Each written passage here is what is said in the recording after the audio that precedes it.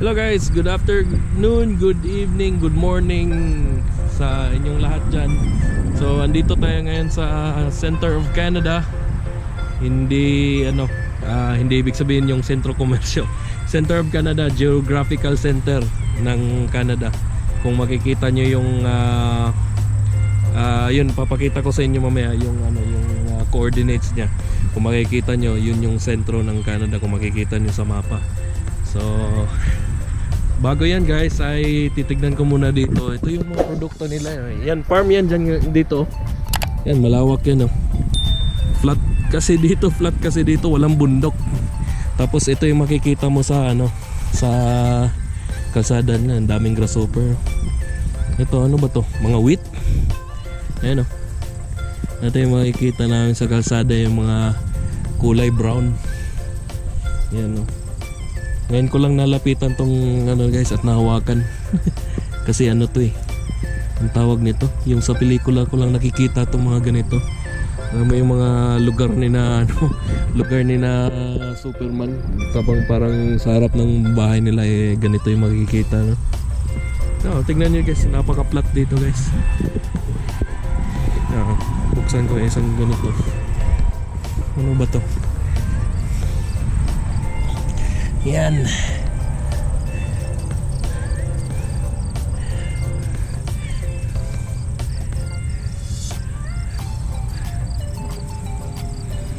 Ba't niya wow. Yan siya guys. Parang siya guys, wheat. Yung nilalagay sa mga wheat bread, yung nilalagay sa mga oatmeal.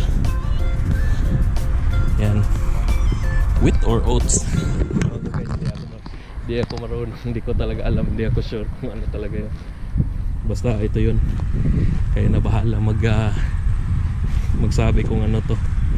Hindi naman to hindi naman din to bigas. So dito lang tayo guys. Ito yung sentro talaga ng Canada guys. Hindi yung Ottawa. Capital yung Ottawa. Yan may nakalagay Center of Canada. Maganda, pwede pala maglagay ng sticker dyan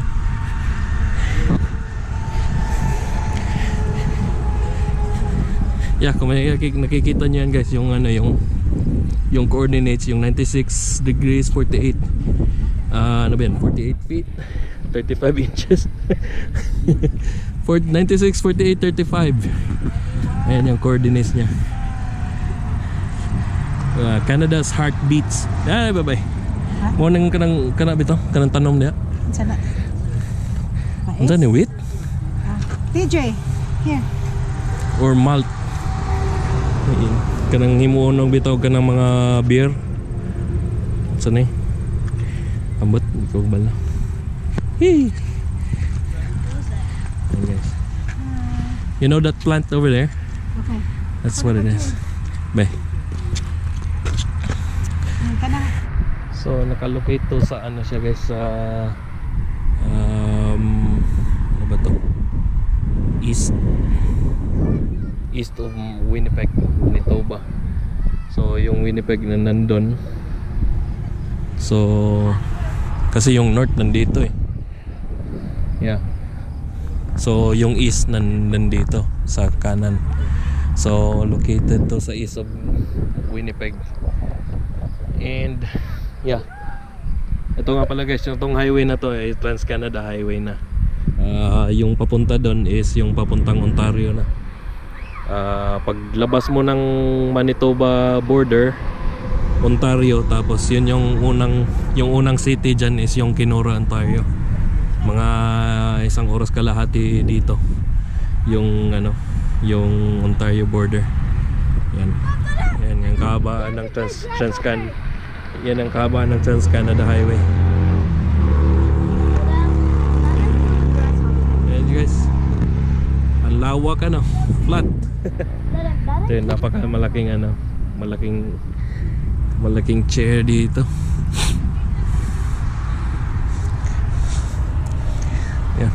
Marami na nagsusulat dito guys oh. Kung sino yung mga nakapunta dito. Pati dyan oh, maraming sulat na rin yan oh. Yan. Center of Canada. Longitudinal Center of Canada. Yeah guys, kung isi-search nyo to sana sa Google, yeah, ito yung makikita nyo. Ditong ano talaga yung point na to. Yeah? Sige ko alam na alam sila dito. Kano direran ko ba? Dire ka dati. Straight? Ano ba ka sa? Nadali. Like grasshoppers. Oh, go.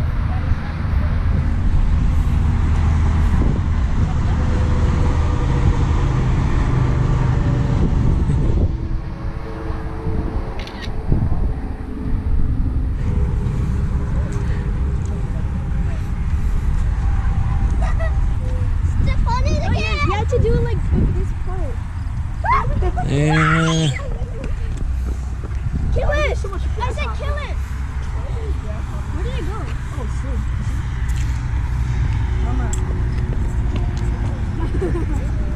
Mama, why are you putting it on Mama? Wow. Are you stepping on his leg? What's he doing? You made it injured. What's he doing? Why is he walking like that? yay! That's too. Tatry namin guys kung makapunta kami ngayon ng Ontario. Dyan lang sa may borderline ng Ontario at Manitoba.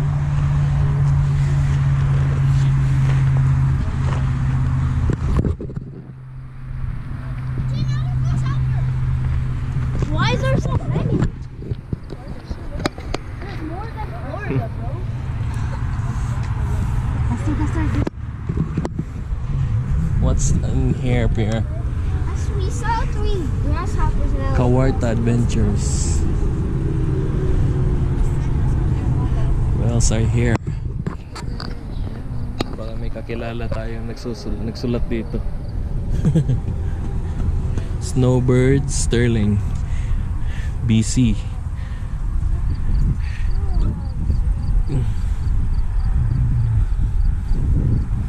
Yeah, Darko. Wala guys. Ay.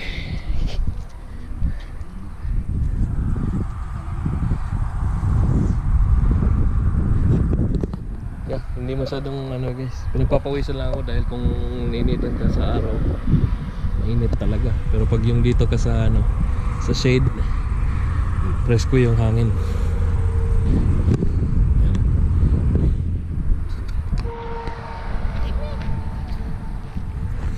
There. You're not gonna write your name there? Your shoes untied, okay? Okay. Every day it's untied. Put your foot there. Or your shoe there. Yeah guys, actually yung highway na yan, yung nung nagta-tracking pa ako, so papuntang Ontario, papuntang Winnipeg, dyan ako napapadaan lagi. Ayan.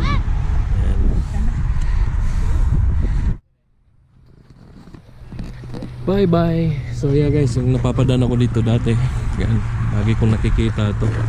So tourist attraction din nila to. Banda na to. So what happened? What? Ala, namurag na itong mga truck. What? There. Oh no. He also wants to ride. Can you? Oh yeah, from go the ahead. line. While we're here. Oh no. Oh, I thought it was an accident. Kuan day, bulldozer.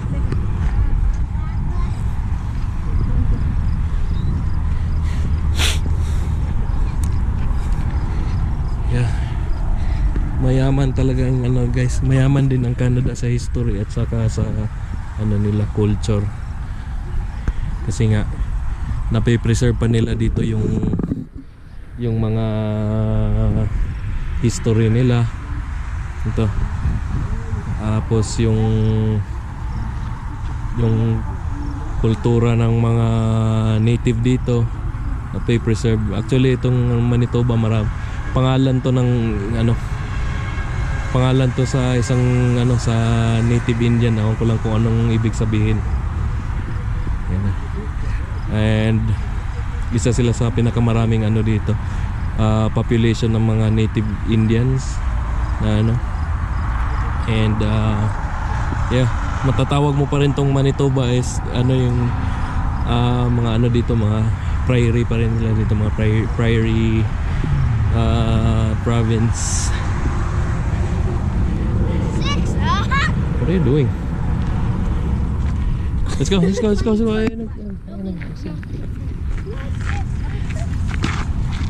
Yeah. Let's go to Ontario. Ontario? Yeah. It's like an hour away from here. I didn't get to ride, man.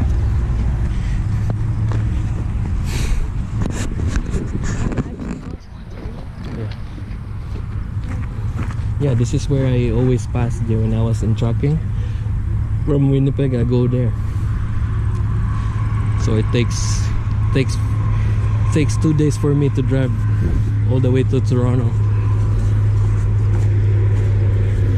Actually, 2 days? So Yep. shorter. Huh? It kind of feels shorter. Shorter. 2 days is long, yeah. That's 2 days full 2 full days of driving. You only stop to sleep.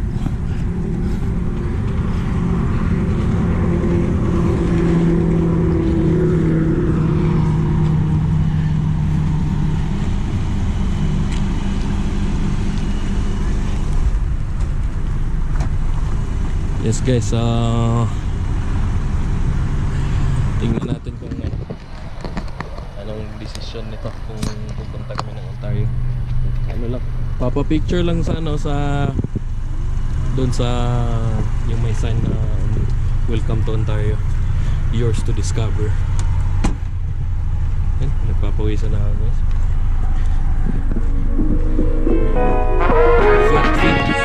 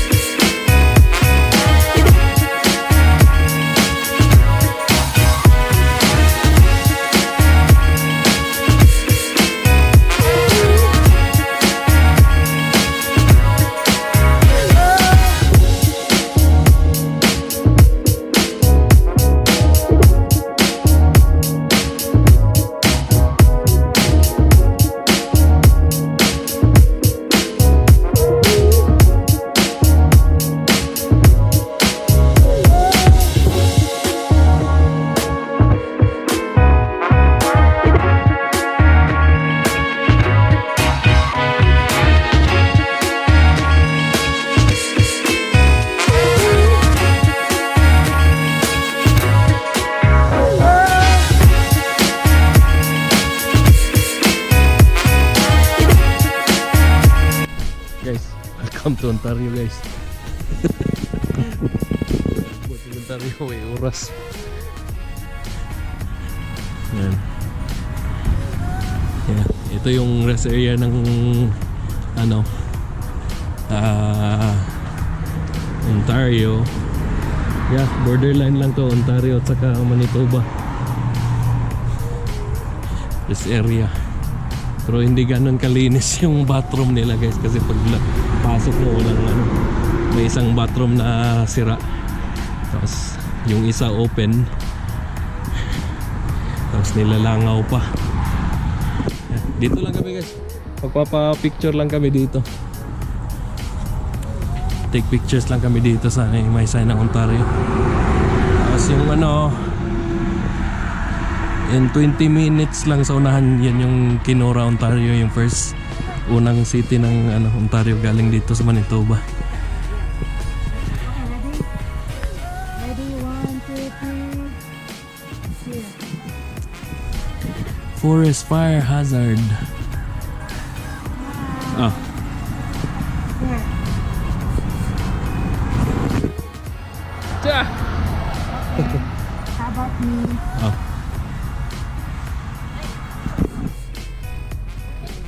You're in the middle of what? Of the Manitoba and Oh, this is Manitoba. That's Ontario right there. Nice. Bebe, balita gini mo eh. Liba gina ko ni mo eh. Yes guys, so Trans-Canada 1 pa rin tayo. So, yung ano, ito yung ano, papuntang ano talaga all the way to Quebec. Quebec province. Oh guys, moro to guys. Bubalik na dito sa Winnipeg, padong dito. Another 1 hour and a half na po. Okay. Is it open, Loy?